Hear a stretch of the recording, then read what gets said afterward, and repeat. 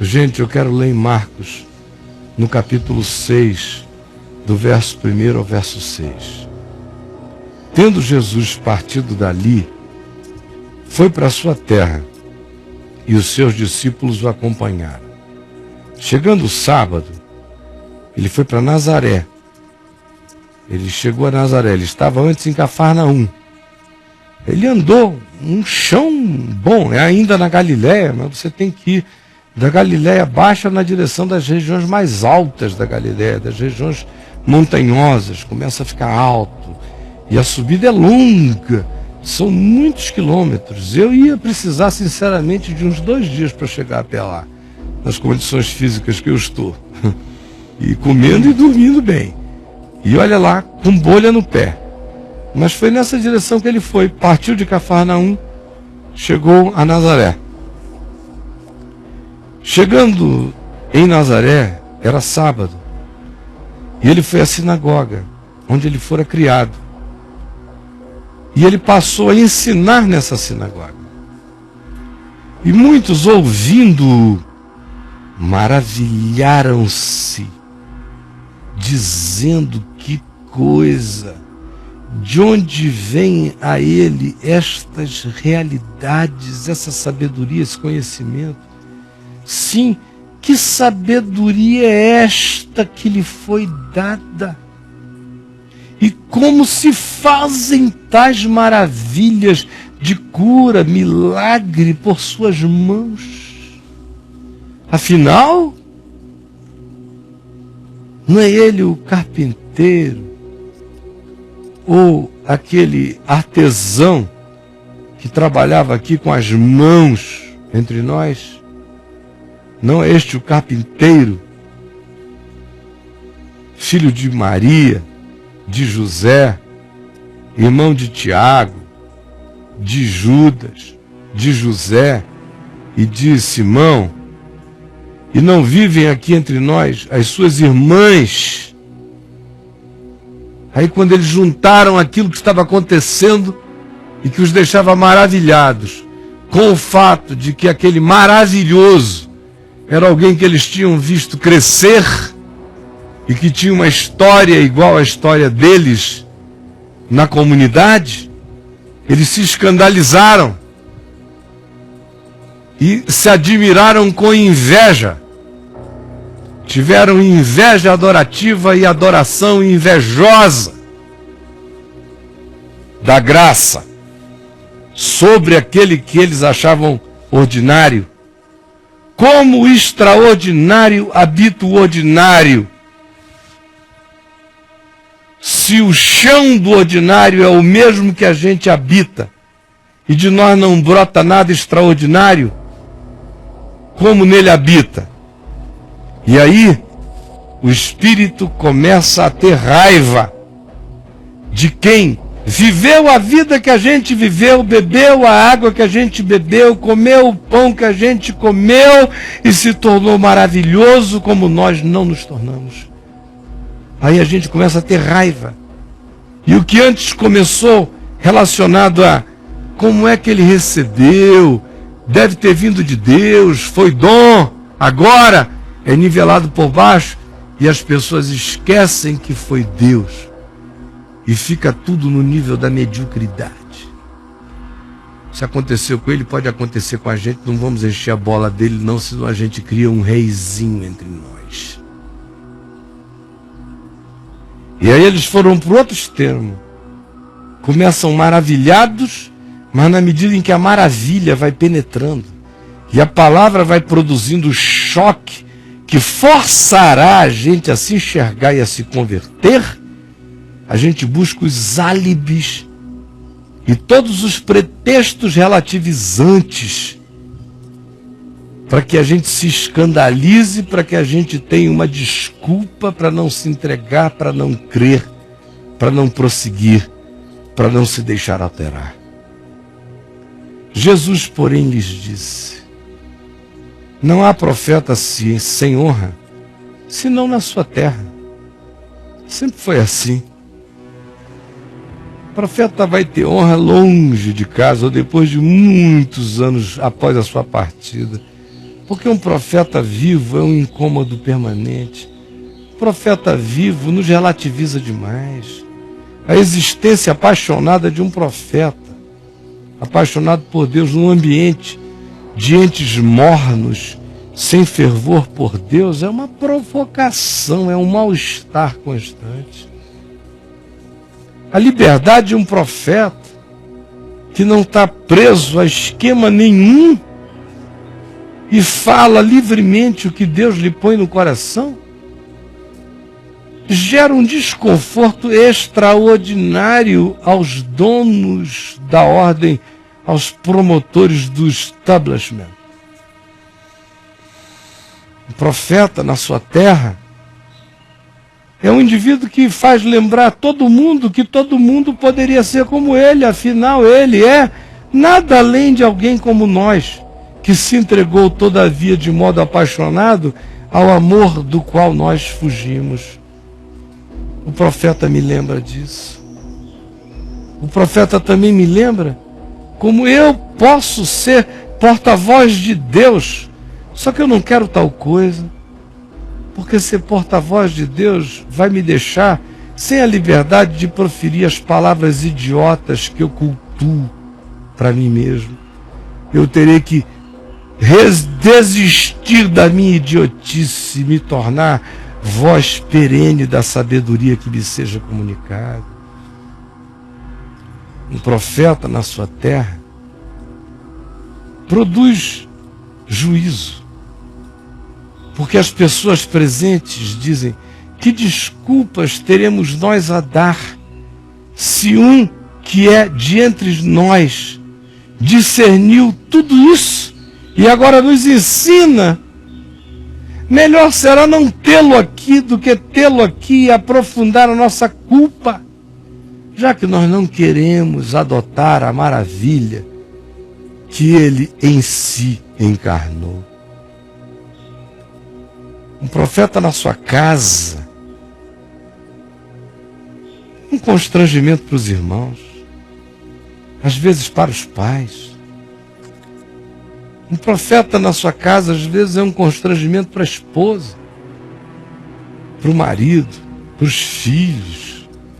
Ser filho de profeta é extremamente difícil.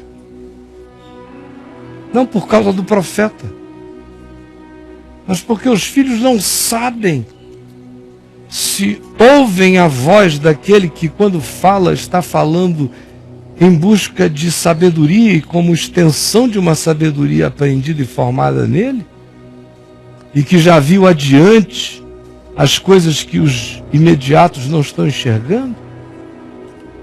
Não se sabe se a gente dá crédito a ele ou se depois de um tempo o fato de ter alguém assim em casa deixa todo mundo se sentindo muito inferiorizado e com a necessidade de não atender, de não ouvir, de não obedecer, dizendo: se eu o atender, eu não terei a chance de saber quem eu sou nessa história. Há um profeta em casa, mesmo sem querer, provoca às vezes no coração de outros uma necessidade de rebeldia para se afirmarem. O resultado disso é que diz o verso 5, não pôde Jesus fazer na sua terra, na sua casa, nenhum milagre. Esses milagres que ele fazia meramente pela palavra. Não pôde. Estranho isso. Ele não pôde porque a incredulidade barra esse poder. Ele não pôde porque Deus é parceiro da gente no milagre. Jesus é a fonte do milagre, mas nós que devemos e precisamos ser os receptores desejosos e ávidos pelo milagre. Não pôde fazer ali nenhum milagre, senão curar uns poucos enfermos impondo-lhes as mãos. Só no toque direto. Porque pela palavra, meramente pela palavra, ele não conseguiu operar nada porque a mente coletiva estava bloqueada e bloqueando. Os que ele curou, ele teve que transferir poder direto para o corpo, porque não havia do lado de lá um coração ávido, conectado, como um cálice vazio, recebendo. Não pôde. Como não pode entre nós. Como não faz entre nós. Os milagres que poderia fazer, por causa desse preconceito todo, desse espírito ruim, dessa vontade de encontrar erro, de dizer não é possível. Não. Esse cara é como nós, um safado, um adúltero, um dia já adulterou. Parece até que eu vivo assim, eu vivi assim. Eles sabem que eu vivi e vivo de modo santo. É só desculpa para não ouvir a verdade. Mas eu sei como é. Eu não tenho medo do que vocês possam trazer como reação. Só lamento muito, porque os milagres podiam estar acontecendo agora, meramente pela palavra.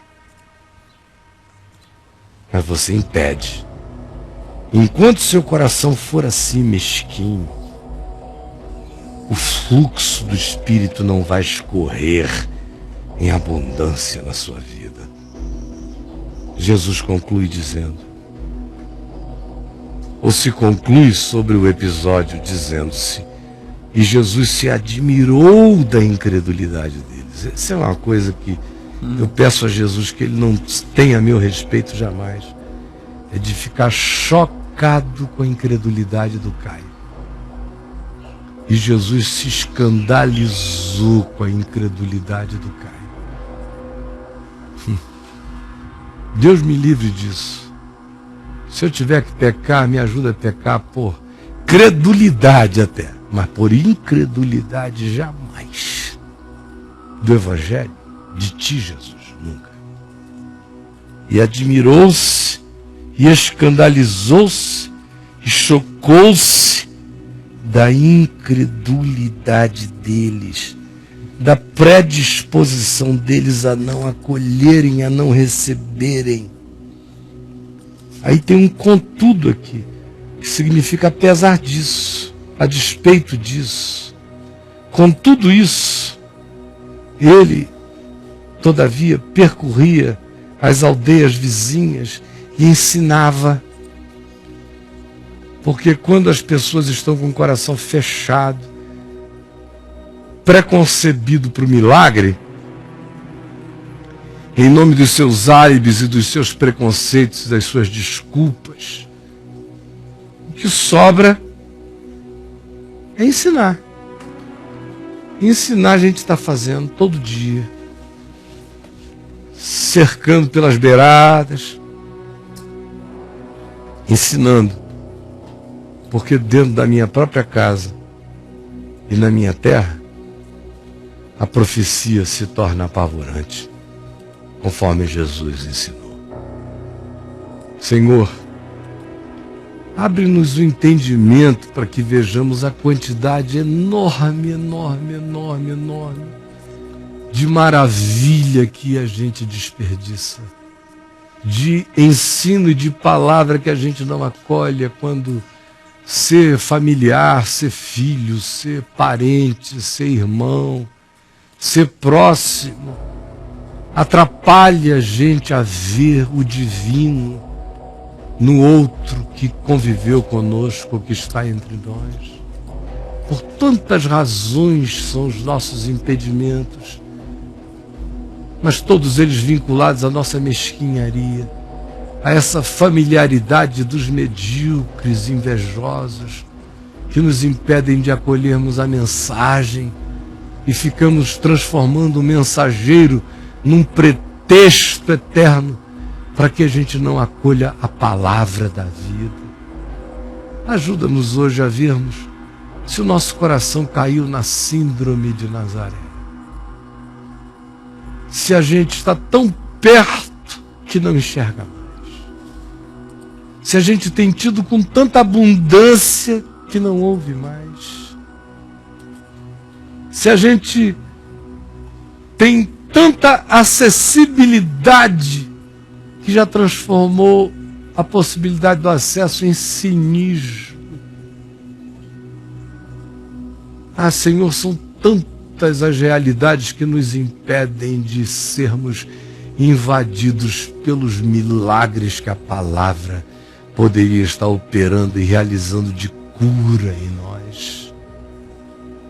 Por favor, se há aqui entre nós pessoas que cresceram na igreja, que foram para o seminário, que viraram pastores, professores, esposas, filhos de religiosos, a vida inteira vivendo em Nazaré, crendo que conhecem Maria, José, Judas, Simão, Tiago e as irmãs de Jesus, crendo que conhecem essa história, crendo que sabem alguma coisa, ficaram fechados, se tornaram gente de Nazaré, nas Assembleias de Deus, nas igrejas presbiterianas, batistas, metodistas, quadrangulares, nas iurdes, só gente de Nazaré. Gente que pensa que sabe e não sabe nada. Gente que escandaliza Deus. Gente que deixa Jesus de boca aberta. Porque vêm os pagãos e creem, os alienados e recebem, os desinstruídos e ouvem e se maravilham. E chegam esses filhos de Nazaré e chocam Deus pela sua renitência, incredulidade e maldade religiosa que impede o fluxo da graça. Minha pergunta, filho de Nazaré, você pode até ouvir como filho de outra coisa, se você quiser, mas só estou lhe chamando de filho de Nazaré. Porventura, a sua incredulidade impede Jesus de se manifestar na sua vida? Filho de Nazaré, a sua incredulidade impede Jesus de se manifestar na sua vida? Abre parênteses, Judá, e bota aí Marcos 6, de 1 a 6. Para todo mundo saber do que eu estou falando aqui e quando o recorte for feito em outros lugares e no Facebook. Filho de Nazaré, me responda. Aqui só tem filho de Nazaré praticamente, com exceção do meu amigo macumbeiro, da mãe de santo, do pai de santo, dos meus amigos espíritas, padres que estão chegando aqui, me ouvindo como quem está ouvindo o Evangelho pela primeira vez. Os que se sentem evangélicos, todavia, são todos filhos de Nazaré, são gente dormente, são leprosos do espírito, perderam a sensibilidade, se maravilham rapidamente e logo dizem que é isso. Estou indo longe demais, não posso dar crédito a isso, não tenho que me defender contra esse cara. Você que está aí tentando se defender de mim, você está de fato impedindo o Evangelho de criar raízes de milagre no seu ser. Por isso, responda a minha pergunta, em nome de Jesus.